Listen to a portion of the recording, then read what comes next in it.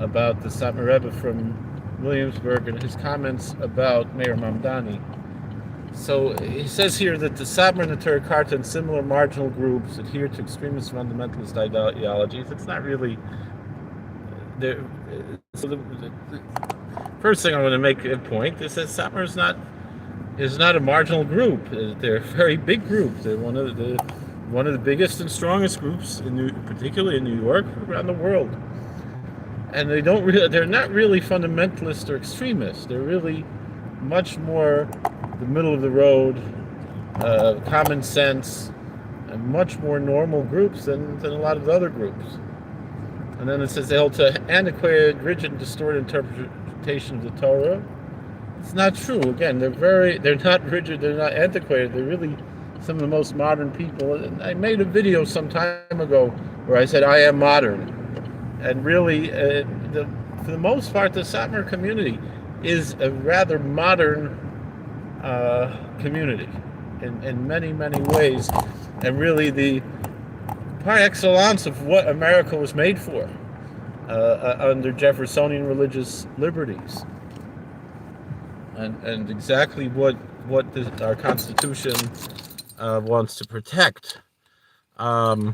Distorted does not align with the perspectives of contemporary educated Jews. Again, who is a contemporary educated Jew? A heretic? There are many contemporary educated Jews who do agree. He passed away a number of years ago. Professor Yeshayahu Leibowitz was an Israeli Zionist professor who shared many of the views of the Satmar Rebbe independently. Really, I don't think with any influence from the Satmar community, but from his own understanding of what was contemporary and educated and enlightened. Professor Yaakov Rabkin, another example, modern Orthodox fellow, not ultra-Orthodox by any means, college professor, certainly aligns very strongly with the Satmar beliefs, much more than Professor Leibowitz did, Zechor Levracha. And the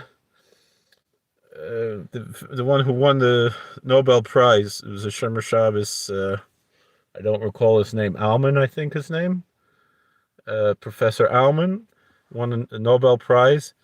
A very staunch Zionist. He recently said something along the lines, in the last 20 years, he believes maybe the Satmar Rebbe was right. So it's not marginalized, backwards, rigid, antiquated, anything like that. The Neturei Karta, again, those are more or less marginalist, and they have been, by and large, the more extreme types of Neturei Karta. I don't mean people like Rabbi Yisrael Dom, Zechor Levracha, or Rabbi Amar Blau, Zecher Tzaddik Levracha. There were tzaddikim who called themselves by the term Neturei Karta, but the more extremist ones, they are more marginalist people, and for the most, but however, when you talk about Iran, the Iranian extremists, when they went to Iran, you have to know the truth. Even though I don't agree with a lot of their stances, that particular group, the NKUSA group, these more extreme groups, even though I know them, I don't agree with them, and they are more marginalized and maybe more extremist. But when they went to Iran to that Holocaust, what people called a Holocaust denying conference, the truth is that they actually said, no, there was a Holocaust. There might have been more than 6 million Jews killed. So nobody talks about that. Now, their views do not recognize the large Jewish community. They're largely disapproved by the people of Israel. So what? Most of the people, a lot of the wide variety of the people in Israel are heretics. They don't represent the Jewish people in any way. They're the extremists. They're the ones who hate Judaism, who hate God, who hate our Torah, who pollute our Holy Land with debauchery and heresy and apostasy. Who the hell are they to tell us that they don't care about us? We don't care what they have to say. It's crucial to recognize nearly all Jews, irrespective of the level of religious observance, fundamentally identify as Zionists, express love and support for Israel and the Jewish people. Principles are deeply embedded in teaching the Torah and rational thought. So the Jewish people in Eretz Israel, of course, I agree with. I don't know if that's a rational idea as much as it's part of the teachings of the Torah. And in a certain sense, it's a type of an irrational love. It's not a rational thought and love to be attached to the Jewish people and to Israel, whether the state of Israel, land of Israel, the people, for a non-religious reason is totally irrational. But religion is not rational. But if you do want to count, it seems like you want to count all the heretics. The vast majority of the Jewish left today do not identify with the Zionists. They oppose Zionists. They oppose the state of Israel. The Satmar community, in a sense, are more pro-Israel than to the extent where I would say that a lot of the people on the left who call themselves anti-Zionists, who are actually just anti-Semites, are committing cultural appropriation by calling themselves anti-Zionists. They're not anti-Zionists. They're anti-Semites, the people on the left. But as far as, including Mamdani, most likely he doesn't really have probably a fond idea of Jews and Judaism. He gives lip service. He's a phony. But the point that Reb Zalman Leib was making was not that the Satmar Rebbe from Brooklyn was making was not that he's not an anti-Semite. That there's no point in calling him an anti-Semite. There's no point in being antagonistic and being rude. You're not going to change him. You're not going to change anything, and that's the point. But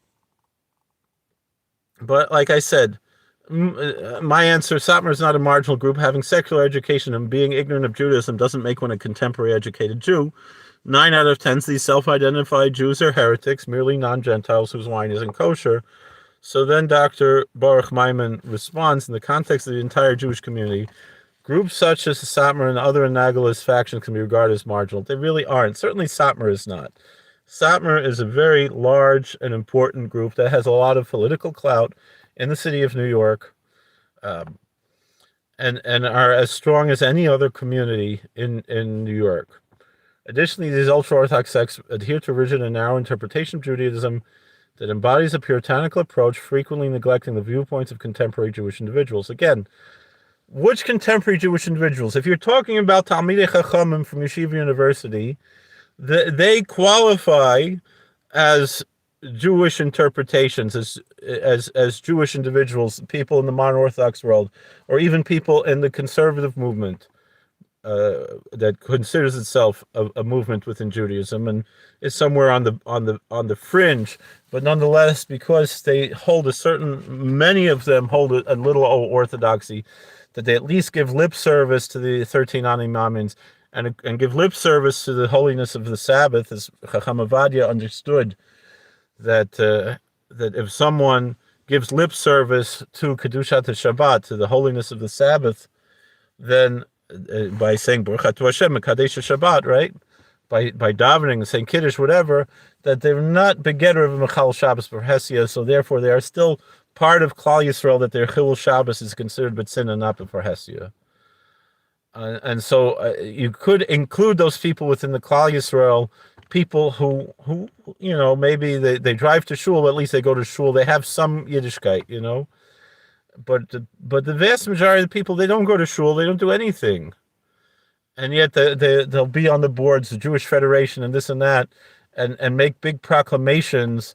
I remember when I was a Rav in Richmond, Virginia, and as the Rav of a shul, I was invited I was considered to be on the board of the Federation, and I was one of the few, particularly from the Orthodox rabbis, who would show up at the Federation meetings. And I remember one time they voted on something about like chaplains shouldn't be able to invoke the name of Jesus. Christian chaplains shouldn't be able to invoke the name of Jesus when they pray. And I said, "What's this?" I said, "Then what's next?" So then, if they can't, then they're going to say we can't pray in Hebrew and whatever else. So I opposed it, and everybody else, all the Mishumadim, all the Apikorsim, all the heretics, they voted against Christianity. And me, the ultra-Orthodox guy, I voted to protect religious freedom. And so who's really extremist? And I don't think anybody in the Satmar community would care that a Christian chaplain is praying in the name of Jesus, because it's none of our business. But for some reason, these secular Jews, self-described Jews, who are mostly heretics, so I would call them merely non-Gentiles, but they love Israel, and they're going to wave the blue and white flag and sing Hatikvah, but they don't keep Shabbos, they don't keep Taras Mishpacha, they don't put on tefillin, they don't do anything. And they're going to make us all look like bigots against the Christians because of their nonsense? Who's really extremist here? Because of their leftism that's not liberal at all. So they maintain that safeguarding Jewish identity requires an outright rejection of modernity, operating under flawed principles that primarily serve their own agendas, as though divine authority is necessary to legitimize their interpretations. That last clause doesn't seem to fit with what he's trying to say here, so I don't understand it. And then he says, thus it concludes the discussion, because he knows he's going to lose. So it's not really true. All these people, they use technology, but they're measured in how they use it. It's not really the case. But not only that, but you go in America, you go in Queens, you see the Sikhs with their beards and their turbans. They're not ashamed of who they are. Why are Jews ashamed of who they are? These are people who are proud to be Jews, and they wear it on their sleeves. And so they wear a beard and payas and a kappel and tzitzis and a rekel and a hit. So then he says, furthermore, these groups have deliberately violated Mosaic laws, a point substantiated by the works of Maimonides, a respected authority in the Jewish tradition, as if he has to tell me who the Ramban is, right? This assertion is further reinforced by biblical mandate, instructing the Jewish people to reside in the land of Israel for all generations. So this person lacks all nuance. This is really the extremist. This is really the fundamentalist, this Baruch Maimon. Because if you learn the Maimer Yishuv Eretz Yisrael in the Vayol Moshe, the Rebbe, he doesn't say, I'm the Rebbe, you got to listen to me. I have authority. He doesn't say that. He brings a rational Talmudic argument, and it's not even a deep pilpul. It's the Poshet Pshat in the Ramban. He explains what the Ramban, because the Ramban makes a distinction. And I'm going to get to this. Let's finish reading this. As a result, these fringe groups are misleading uninformed Jews and others into contravening this divine demand, raising significant concerns. He's saying this Keilim, like the Satmar, are influencing all the uninformed, all the Amaratzim to be anti-Zionist. Nobody in the left is anti-Zionist because of Satmar. They're anti-Zionist because of Bernie Sanders and because of George Soros and those other Scots and Veramotzim. So he says, into contravening this divine command, raising significant concerns, this analysis thus concludes the discussion. It doesn't conclude it, because you're demonstrating your ignorance. So what is the Ramban talking about there? What is the context of the Ramban? Are you taking the Ramban out of context? Because generally the Zionists like to do the same things that the Christian missionaries do. The Christian missionaries will say, oh, look, Isaiah 7:14. Oh, look, Psalm 22. Oh, look, Isaiah 53, blah, blah, blah. Zechariah, this, that. And they take it out of context, especially like the one in Zechariah where it talks about the wounds in the hands, where the passage is obviously talking about a false prophet, and the missionaries will use it and say, look at this, wounds in your hands, it has to be talking about Isaiah Shemach. When it's talking clearly about a false prophet, so even Reb Tuvia Singer is Moida. Yes, it is talking about him and any other Navi Sheker. But nonetheless, but I don't want to take away the religious freedom of the people who want to believe that. Shalom al-Esav, let them believe what they believe. It's their own business. I don't want to take away from them. But the secularists, some of them, it seems like they do, or at least they want to keep it in the church, you know. But what's the Ramban talking about? What's the context of the Ramban? So the Ramban is a comment on the Rambam Sefer Mitzvahs. The Rambam has a book which outlines the 613 commandments, and it's conspicuous to Nachmanides that Maimonides omits the settling of the Holy Land as one of the 613 commandments. And so he explains, based on Maimonides' own rules of what applies as one of the 613 commandments. And one of them is as noeg ladoros. That is something that applies for future generations. That it's not just a one-time thing. So since it's learned out from the mitzvah of kibush haaretz, of conquering the land, Maimonides learns it that once the land is conquered, it's conquered. And then, since that's a one-time thing, just like put up the copper snake or something like that, it's a one-time deal, that doesn't count for one of the 613. But Nachmanides disagrees, and he says because there's a kiyum of, first of all, of kibush, even after the first kibush, after the initial conquest by Joshua, that David also engaged in conquest, and to a certain extent, Ezra and Nehemiah's return has, even though it wasn't exactly a conquest because they remained under Persian control to a certain extent, but nonetheless, that there was an inyan of conquest, and so there could be such a thing. But then, when he says that that's noeg ladoros, that applies for future generations, it applies for future generations the same way that bringing sacrifices, building the temple, all of these other things, just because they apply more than one time doesn't mean that they apply under all circumstances. And so Nachmanides then goes on, if you read what he actually says, to make a distinction between that time, which is a time of the kingdom, and the time of Golus, the time of exile.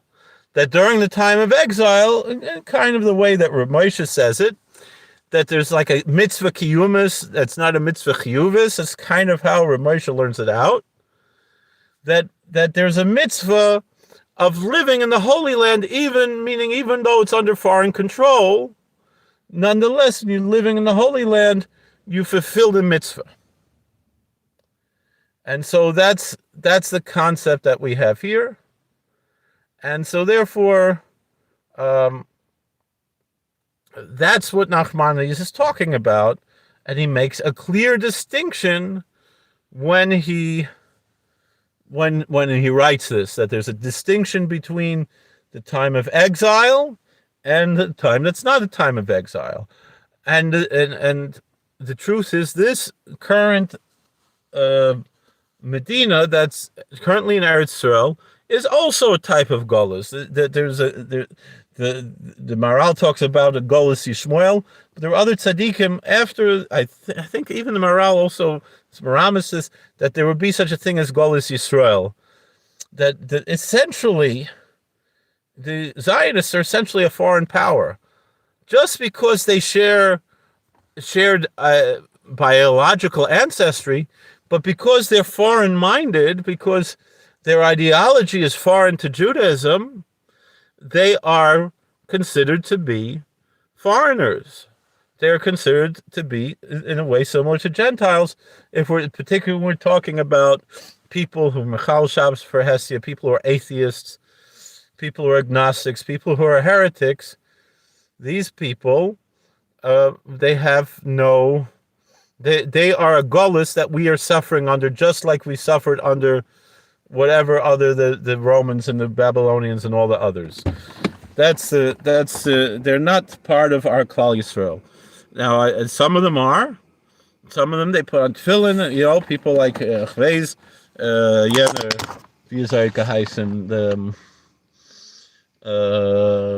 what was that guy's name?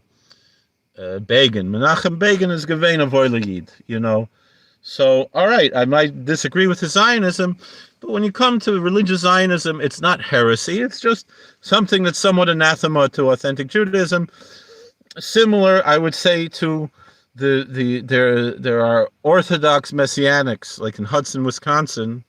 There's a synagogue where they believe Oiso Eish Yimach Shemo is for them a Mashiach or a Rebbe or a Tzaddik or something, but they fear Zich Yiddish, and they believe in the Yud Gimel Ikrim. They don't make a Avodah Zarah out of him.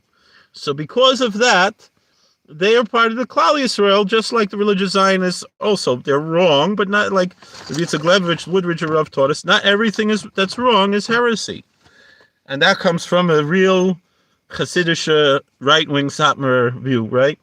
That to say no, not everything that's wrong is heresy. both for this and for that, and the Lubavitchers and all the people who are also wrong. Like Satmar Rebbe, Zechusi Galeno used to say, meaning the older Rebbe's Churlavrocha, the very old, the very old Moshe, he used to say, the Belzer Rebbe thinks all the other Rebbes are wrong and only he's right. And the Vigenser Rebbe thinks all the other Rebbes are wrong and he's right. And the Square Rebbe thinks all the other Rebbes are wrong, only he's right. And me, Satmar Rav, I say all the other Rebbes are wrong and I'm also wrong. These are the most humble people you could meet. They're not rigid, and you don't know them. You obviously never met them. If you could say that they're rigid and fundamentalists, and they're the most normal, down-to-earth, open-minded, heimische, Yiddische, Zisa Yidden you could meet in the whole world, and you're just bad-mouthing them for nothing. So the discussion is not concluded. I appreciate your comments, and let's continue. God bless. Please like, share, and subscribe, comment, and we'll see you later. How do I turn this thing off?